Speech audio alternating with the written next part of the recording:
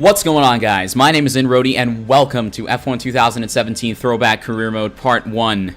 This is a series I've been wanting to do on the channel for quite a long time, and I'm glad it's finally coming to fruition because everybody needs a little break from Fortnite every once in a while.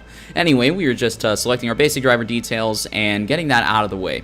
You know, things like helmet, nationality, driver number, name, abbreviated name, etc., etc., etc. But, finishing that up, we now go to select our team. There are 10 different teams to choose from. Top to bottom, Mercedes, Ferrari, Red Bull, Force India, Haas, Toro Rosso, Renault, Williams, McLaren Honda, and Sauber. And for this career mode, at least for Season 1, I'm going to drive for the Renault Sport Formula 1 team because they have a lot of potential. Midfield team, lots of potential for a future Drivers' Championship. Teammate Nico Hulkenberg because nobody likes Julian Palmer. Full practice, full qualifying, race starts, manual formation lap is on. This 50% race length. AI driver is on 90. Flashbacks on because I'm only human. Vehicle damage simulation, obviously. Corner cutting straight into seat, regular. And then the only driving assist I run, which isn't really a driving assist, is just dynamic racing line. I don't know why, I just can't turn it off. Anyway, without further ado, let's go to Melbourne.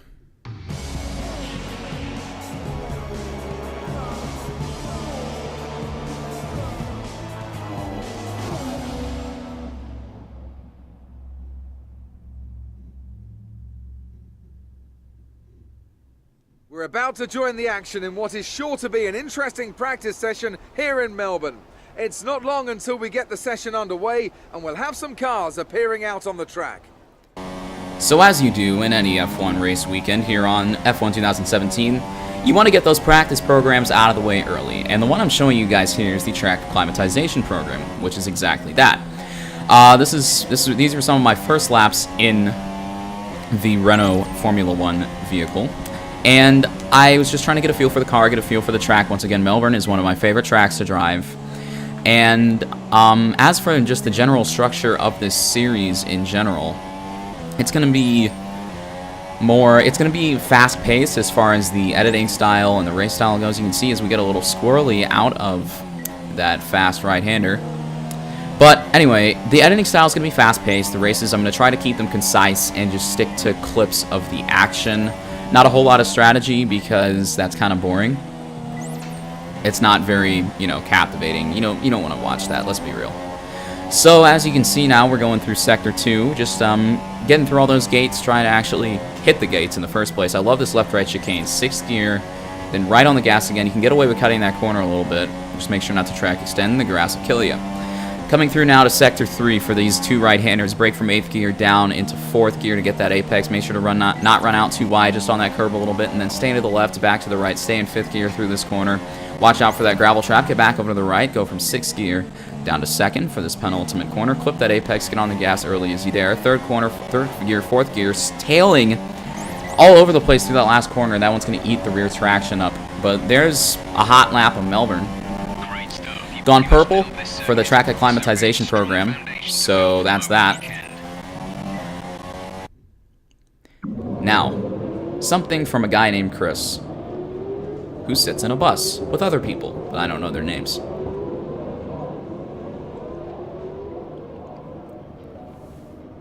Ah, you got my message. Perfect. Welcome to home away from home. We get more real-time data from the factory now than ever before, and it all comes through here. So I have to spend more time checking over the reports and less time hunting you down in the hospitality suite. To that end... This man cannot just leave his phone on Do Not Disturb, can he?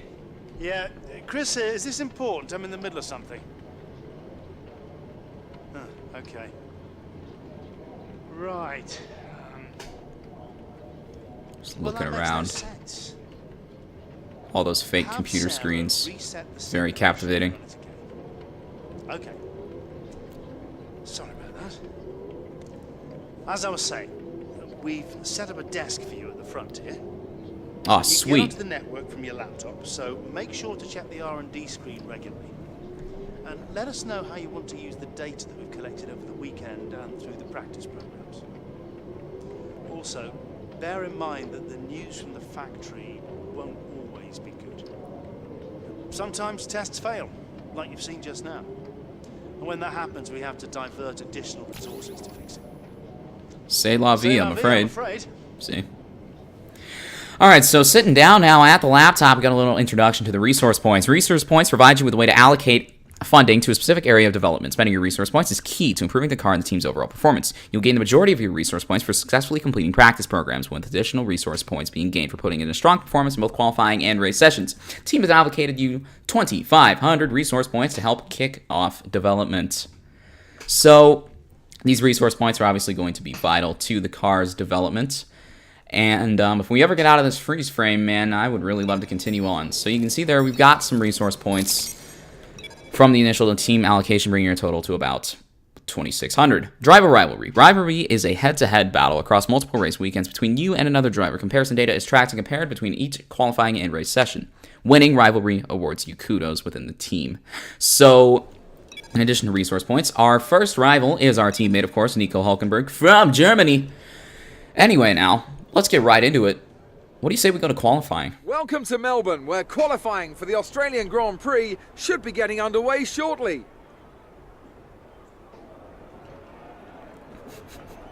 Daniel Ricciardo approved. So for qualifying 1, obviously the goal is just to make it into qualifying 2. Just get into that top 15. Don't put a whole lot of wear and tear on the car. It's not needed. So for this hot lap, I'll just sit back and let you guys enjoy the sights and sounds of a lap around Melbourne.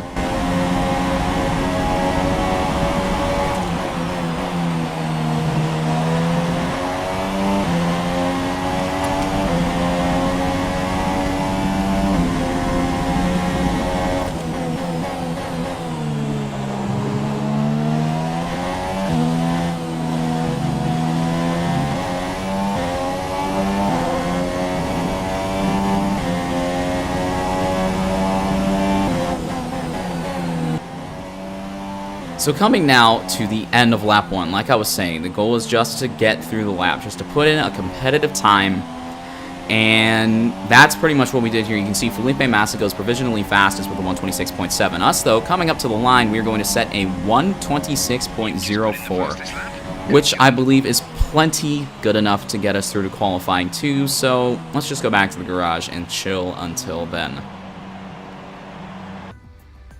You can see that does actually puts us 4th fastest.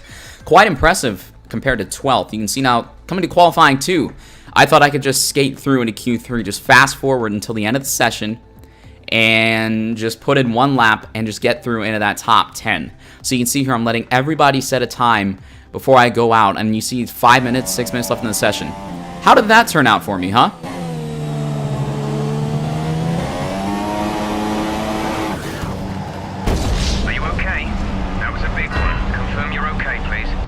Yeah, so that didn't go as planned. I should have gone out, same thing I did in Q1, set a banker. Instead, I 200 IQ'd it, crashed out. So for the race, we're going to be starting not 11th, 12th, 13th. No, we're going to be starting in 14th for the race. So that's not going to bode well for the rivalry at all. Nico Hülkenberg already having out-qualified us. That's not going to do any good for the standing of us within the team. Hi, it's Emma here. Just wanted to let you know what the team are hoping for in the race.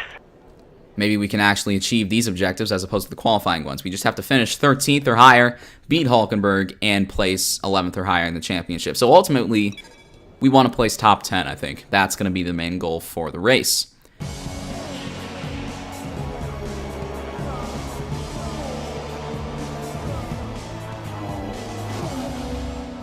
That intro's so clean, dude. Honestly, I just had to do that. You know I had to do it to him. It's out with the old and in with the new here at Albert Park as we usher in what we hope will be a triumphant new era of Formula One racing. For our drivers, though, it's very much business as usual as they look to be first across that line and get their championship off to a winning start. With that then, let's run through the grid order. Lewis Hamilton lines up on pole position, with Sebastian Vettel starting alongside. Looking down the rest of the grid, we have Bottas, Raikkonen, Daniel Ricciardo, and Verstappen, Perez, Hülkenberg, Kvyat and Felipe Massa, Alonso, Sainz, Esteban Ocon and a Renault, Grosjean, Magnussen, Stoffel Van Dorn and Lance Stroll, Wehrlein, and Marcus Ericsson rounds off the grid. So with that, here we are on the grid for the Australian Grand Prix. Pit strategy is a one-stop going from softs onto the super soft tires. Team has actually underfueled the car a little bit. I decided, nah, I'm going to play it safe. Want to be able to run in rich mix just in case we have to do any defensive driving. 4.4 wings going to be knocked down to 3.4 just to look for that little extra straight line speed, which is very crucial around this track. So lining up for the formation lap now. Not a whole lot to be said. Just trying to, get the tires and brakes warmed up, cycle through all the gears, etc., etc. The goal for this race, place top 10. Don't crash out. Just don't generally do anything stupid.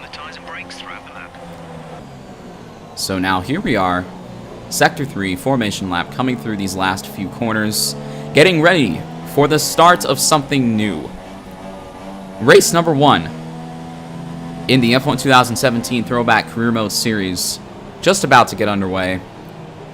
And it should be an exciting one. You can see we've got Esteban Ocon in front of us in the Force India. I think his qualifying was rather underwhelming. Coming to the grid now. Just lining up and lots of waiting. There's not a lot of waiting in Formula 1, but when it is, it generally comes at times like these. As you can see on the mini-map in the bottom left-hand corner of your screen, everybody lining up on the grid, getting ready for this race to get underway. Everyone is set. And now, 5 red lights coming on. When they come out, this race will get underway. 5 red lights.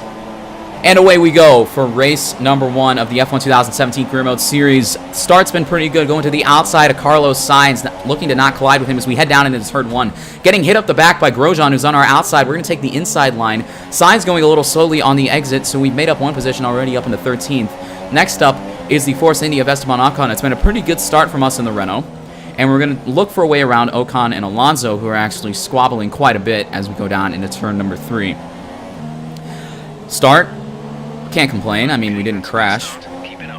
We got rear-ended by Grosjean, but other than that, it's fine. You see Ocon and Alonso are going side by side, which is really holding them up and allowing me to make out a lot of ground. Looking down the inside, maybe for an overtaking maneuver, but we thought better of it right there. Fernando Alonso in the potato that is the McLaren Honda. We're going to take him around the outside as we come into this right-hander, switching out of the inside for the braking zone, down into 3rd gear, and it turns to the outside for the next corner, and it looks like we've got the move done. Next up, in 11th is the Force India of Esteban Ocon. I can't pronounce his name right. Coming now to the end of lap number 3. We've caught up to the back of this little train of Sergio Perez, Felipe Massa, and Esteban Ocon. Obviously, being that it's lap 3, we've got that rear wing flap opening available to us in DRS. Rich mixture, absolutely everything we can to try to catch this next train of cars. Coming down now into turn number 1, and you can see we make up quite a bit of ground in the braking zone. That's going to be key for us as well, because we don't really have that straight line speed right now. Coming now to the back, DRS straight, down the shade into 8th gear, 190 miles an hour as you brake down the inside. Very ambitious maneuver on the Force India, bumping the side pod a little bit with the front left tire. Turning to the inside, though, for the next corner, and it looks like, with a little contact and curb maneuvering aside, Ocon has gotten that position back. We're going to stick with him here right on his bumper as we fake left, right, left, going ultimately down the inside, which turns to the outside for this exit under acceleration, and it looks like that is the move done into P11. Next up is Felipe Massa on those ultra soft tires. Fast forwarding now, back straight, lap 5, DRS straight, obviously trying to just make inroads on Massa, trying to get ourselves in a position to make an overtake here. We get by him, our focus will be Sergio Perez, but first we have to get by the Williams driver. The Brazilian himself, Felipe Massa, you can see he's getting defensive down the inside, and we're going to go try to do the same thing we did on Ocon, but ultimately back out of it and conserve our momentum now. Right on Massa's bumper in that Williams Mercedes-powered car. Looking for maybe an overtake. We go down the inside here once again. Same thing as we did with Alonso. Locking up both the front wheels, making contact with Massa, spinning the tires on the exit. I wouldn't call that exactly a clean overtake, but at the end of the day, we got the job done, and I guess that's all you can really ask for. That's us up into the top 10. Next up, oh wait, Sebastian Vettel in the Ferrari is out of the race. He's had some sort of mechanical failure. As you can see by the mini-map, Vettel is up the escape roads, so pretty devastating result for the German. Us, though, that's a free position, I guess. We're up into position number 9. Next up in P8 is Sergio Perez. Fast forwarding all the way to lap 17. We're in P4. What happened? Well, what happened was, well, I ran wide there. What happened was pit window cycled through. I still haven't made a pit stop, and we're more than halfway through this race. There hasn't been a whole lot of action. It's more or less me trying to hold off this Red Bull of Daniel Ricciardo behind me. I know I'm not going to catch Valtteri Bottas ahead of us, but our tires are absolutely shot. So at the end of this lap, we're going to be diving into the pits to fit a brand new set of super soft tires, lead mix, down into the pits. Just make sure not to speed. That's the main thing here. 4th gear and then downshifting, putting that pit limiter on into the pits, 37 miles an hour. And the pit stop is going to be pretty crucial here as for our track position later on. Now you can see we're one of the only cars pitting at this stage. How's the pit stop? Not great. 2.8 seconds. That's pretty slow by modern standards, I would say. Us, though, we're coming out of the pits now. It looks like we're going to be rejoining the track in P9 with a handful of cars coming up behind us, including the Haas of Romain Grosjean. Breaking down, though, we should come out well ahead of him, and yes, we do. So we've remained in the top 10. We're now on fresh super soft tires, and our job is to push to catch up back to the Force India of Esteban Ocon.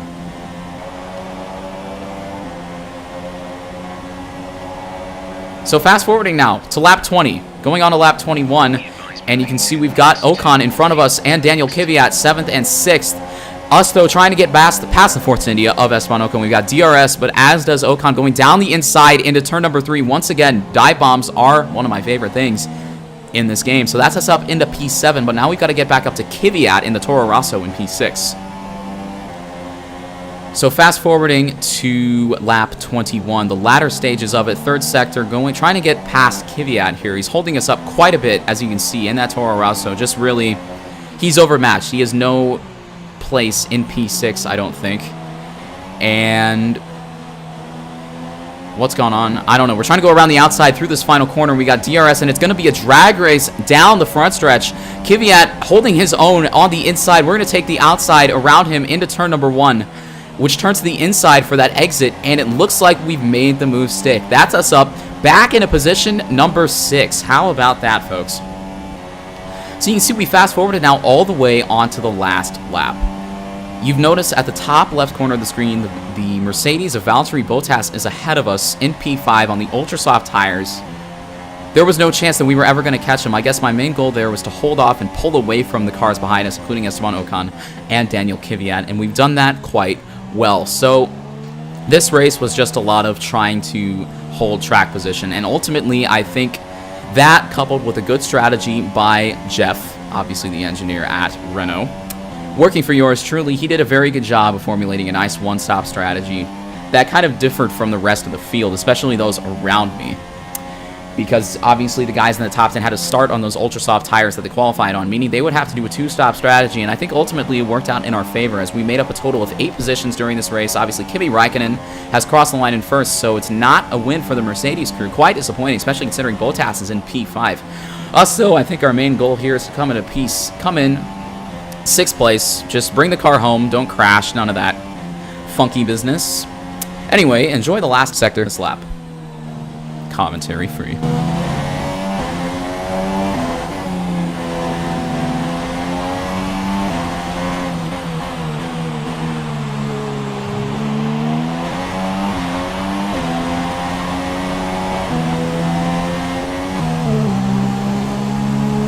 Onto the front stretch, coming across the finish line. It's a position number 6 finish. Points in our first race. How about that, folks? So finishing in P6, I'd say, is a pretty solid result. A great win then for the Maranello team today.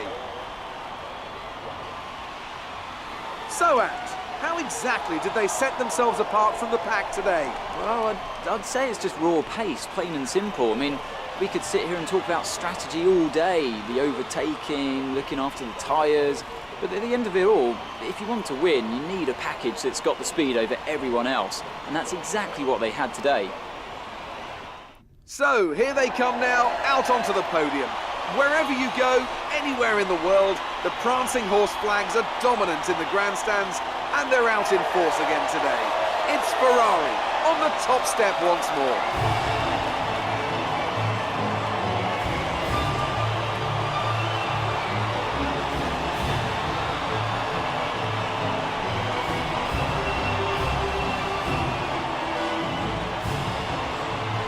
And after this round of the World Championship, here's how things look in the drivers' table. Kimi Räikkönen takes over the lead of the Drivers' Championship after that excellent result. Moving on to the driver of the day then. Anthony Davidson, who would you go for? It's a difficult one, but I'll have to go for the Renault driver. They That's did a great me. job at getting the most out of their tyres without losing pace, something that's a very handy skill to have in modern day Formula One. On to the constructors then.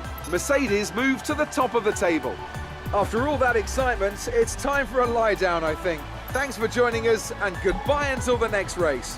If you guys enjoyed today's video, make sure to drop a like down below, subscribe to the channel if you're new. Part 2 of this series will be coming out in a few days' time. We're headed off to China for the Chinese Grand Prix. My name's nroadie. Hope you guys enjoyed the video. I'll see you guys in the next one, but until then, bye-bye.